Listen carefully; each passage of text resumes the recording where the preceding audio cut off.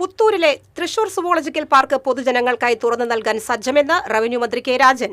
ശനിയാഴ്ചയാണ് zoological park പൊതുജനങ്ങൾക്കായി തുറന്നു നൽകുക. രാവിലെ 8-ന് വനമന്ത്രി എ.കെ. ശശീന്ദ്രൻ ആദ്യ സന്ദർശകനായി എത്തും.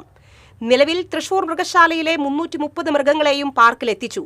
പാർക്കിനുള്ളിൽ KSRTCയുടെ 2 ഇലക്ട്രിക് ബസ്സുകൾ സർവീസ് നടത്തും. ഇതിനുള്ള ചാർജിംഗ് സ്റ്റേഷനും തയ്യാറായി. 100, 50, 30 എന്നിങ്ങനെയാണ് പ്രവേശന നിരക്ക്. 4ാം ക്ലാസ് വരെയുള്ള വിദ്യാർത്ഥികൾക്ക് പ്രവേശനം സൗജന്യമാണ്.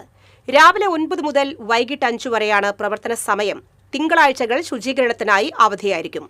ഒരു വർഷം 30 ലക്ഷം സന്ദർശകരെയാണ് പ്രതീക്ഷിക്കുന്നത് എന്ന് മന്ത്രി കെ രാജൻ അറിയിച്ചു. തൃശൂർ മൃഗശാലയിലെ മാനുകൾ ഉൾപ്പെടെ ഉള്ള ഇനങ്ങൾ വന്നിട്ടുണ്ട്.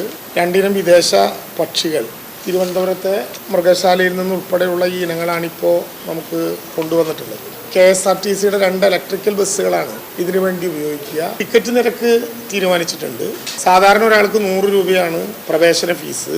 5 വയസ്സിനും 12 വയസ്സിനും ഇടയിലുള്ള കുട്ടികൾക്ക് 30 രൂപയാണ്. സീനിയർ സിറ്റിസണിന് 50 രൂപയാണ്.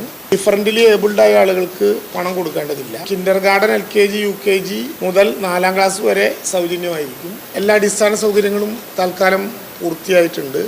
ഞങ്ങൾ ഈ പുത്തൂരിനെ ഒരു ടൂറിസ്റ്റ് വില്ലേജാക്കാൻ കൂടി ആലോചിക്കുന്നു. ആ ടൂറിസ്റ്റ് വില്ലേജിൽ ഉൾപ്പെട്ട അതിലേക്ക് രജിസ്റ്റർ ചെയ്യപ്പെടുന്ന വീടുകൾ ഒരു പ്രത്യേക കളറ് തന്നെ ഉപയോഗിക്കുക.